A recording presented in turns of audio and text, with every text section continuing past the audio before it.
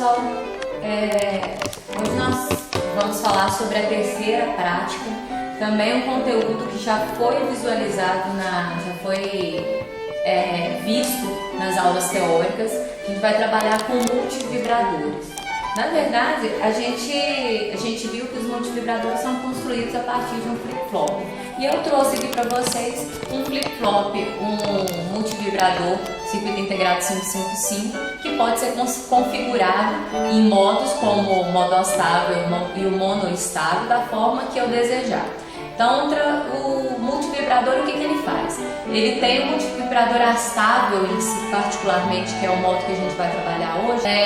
Eu não tenho um estado estável nele, então eu vou oscilar em nível lógico alto ou em nível lógico baixo, com um determinado intervalo de tempo.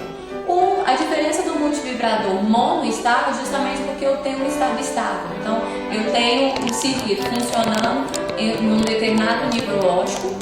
A partir do momento que eu dou um disparo nele, um gatilho, ele vai mudar o estado dele, vai permanecer nesse estado por um instante de tempo e vai retornar ao estado de origem, que é o estado estável, indefinidamente. O astável já é diferente. O astável ele justamente não tem esse modo estável e eu tenho então ele oscilando no valor 1, no valor 0, num instante de tempo pré-determinados conforme a minha configuração, conforme valores do capacitor, de capacitância e dos valores de resistência utilizados no meu circuito integrado. Isso foi visualizado na aula teórica, como é que a gente pode calcular esses tempos que ele permanece em nível lógico alto e o tempo que ele permanece em nível lógico baixo. E a gente vai visualizar aqui justamente o funcionamento dele. Então, a partir da configuração da montagem desse circuito, eu consigo gerar uma onda quadrada, um trem de pulso, que a gente pode chamar como trem de pulso, com uma determinada, trabalhando numa determinada frequência. Então, vamos verificar como é que eu tenho a configuração desse circuito integrado para ele trabalhar com um multivibrador astável. Então eu tenho um capacitor, eu estou trabalhando com um capacitor de 100 microfarads. Esse capacitor é que vai definir, vai ser um dos valores que vai definir o tempo que ele vai permanecer em nível lógico alto e em nível lógico baixo. Esse outro capacitor, que é um capacitor de 10 nano, na verdade ele está sendo injetado na entrada 5, só está estabilizando o valor de referência dessa entrada, desse pino 5, que é o pino do meu, uma das entradas, um comparador que existe dentro desse circuito integrado. Além disso, os outros valores que vão alterar, vão poder causar alguma diferença nesse tempo que ele vai permanecer em nível lógico alto ou baixo, são as resistências. Então, lá dentro eu tenho uma configuração do circuito 555 e as entradas dos meus comparadores, elas estão fixadas em valores de 2/3 de VCC ou 1/3 de VCC. Então, quando eu ligar esse circuito integrado, da forma que está a configuração aqui, devidamente alimentado, a saída dele, que na verdade é a saída Q barrada do meu flip-flop RS que ele possui dentro dele, ele está ligado no meu LED, nesse primeiro LED, para eu visualizar o funcionamento. Então, quando eu ligar, o que eu vou verificar? Eu vou verificar que o circuito integrado está gerando uma onda, um sinal que permanece um tempo em nível lógico baixo e um tempo em nível lógico alto. Por isso que o LED está piscando. Por que isso funciona? Na verdade, as minhas entradas lá dentro do meu circuito integrado, eu tenho 2 comparadores. E esses comparadores, num primeiro momento, quando eu tenho esse capacitor descarregado, antes de ligar o circuito, esses valores são 2/3 e 1/3 de VCC. Então essas entradas vão produzir na entrada do flip-flop que possui lá dentro dele valores 0 na entrada RS, e isso vai gerar o nível lógico alto no primeiro momento do LED.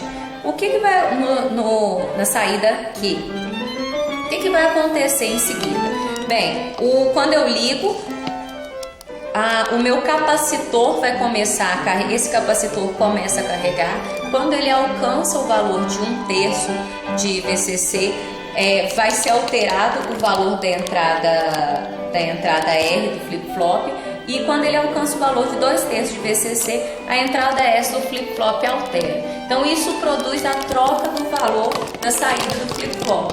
Então esse flip-flop passa a ter o nível lógico baixo na saída, e aí ele vai descarregar, quer dizer, ele vai descarregar. Quando ele chegar de novo a 1/3, ele vai voltar para o estado inicial, quer dizer, os dois valores, as duas entradas vão ficar em zero, então a saída vai voltar para zero. E aí eu tenho essa oscilação.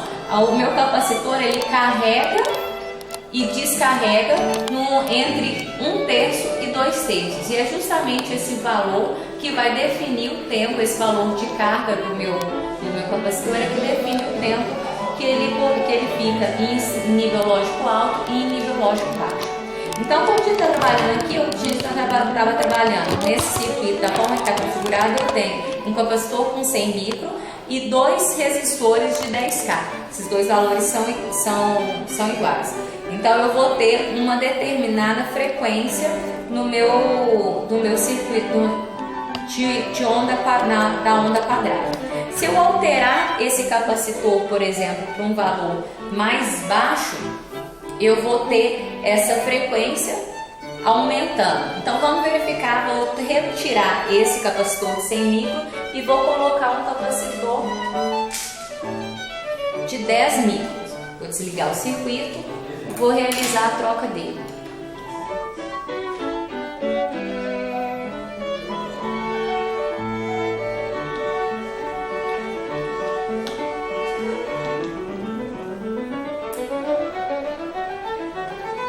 Então o que vai acontecer com a frequência? Estou trabalhando com um capacitor agora de 10 micros e a frequência do meu LED, o LED passa a piscar numa frequência maior. Quer dizer, no intervalo de tempo, ele tem um intervalo de tempo mais curto para carregar o capacitor e descarregar esse capacitor. Isso provoca uma oscilação numa frequência maior. Se eu alterar novamente esse capacitor para um valor um pouco mais baixo, como por exemplo o outro que a gente vai colocar um 4,7 microfarads, ele vai trabalhar com uma frequência ainda um pouco mais alta. Então, alterando o valor do capacitor, eu consigo alterar essa frequência.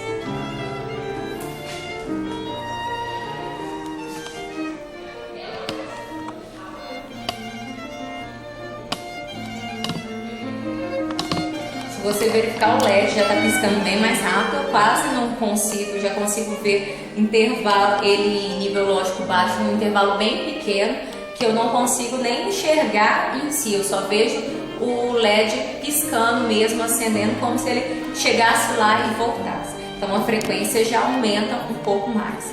Além disso, eu posso alterar os valores das resistências do meu circuito configurado, que eu também posso alterar esse valor. Então eu vou voltar o capacitor para aquele valor que a gente estava trabalhando inicialmente, que era de 100 microfarads.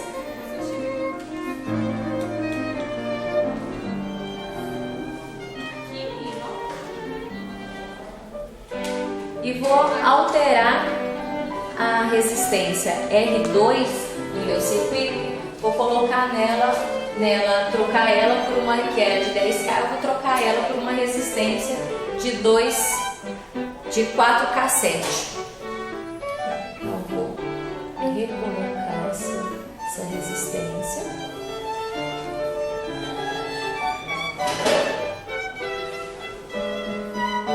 E aí, como essa resistência ela interfere tanto o valor no T1, que a gente chama que é o tempo que ele fica em nível lógico alto, e o T-off que ele fica em nível lógico baixo, a frequência do meu circuito também vai variar. O resistor, eu abaixei o valor desse resistor, o que vai acontecer? A frequência também vai aumentar, mantendo o capacitor, aquele mesmo capacitor inicial que a gente trabalhou, que era o valor de 100 microfarads.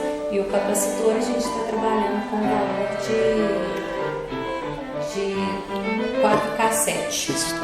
Um resistor com valor de 4K7.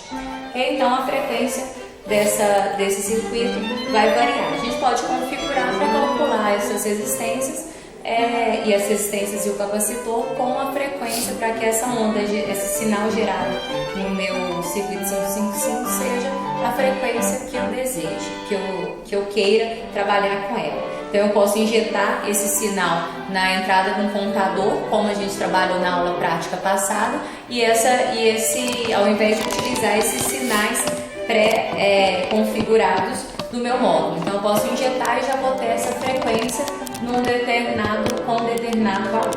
Bem, o funcionamento desse circuito integrado, a gente pôde trabalhar aqui então, 555, a gente viu um dos módulos que ele pode ser configurado, que é o módulo astável, que é um módulo que oscila os valores de 1 para 0 de 0 para 1, com um instante de tempo pré-definido. E a gente ainda poderia configurar ele fazer a configuração desse mesmo circuito integrado para o módulo monoestável. Pessoal, então essa é a prática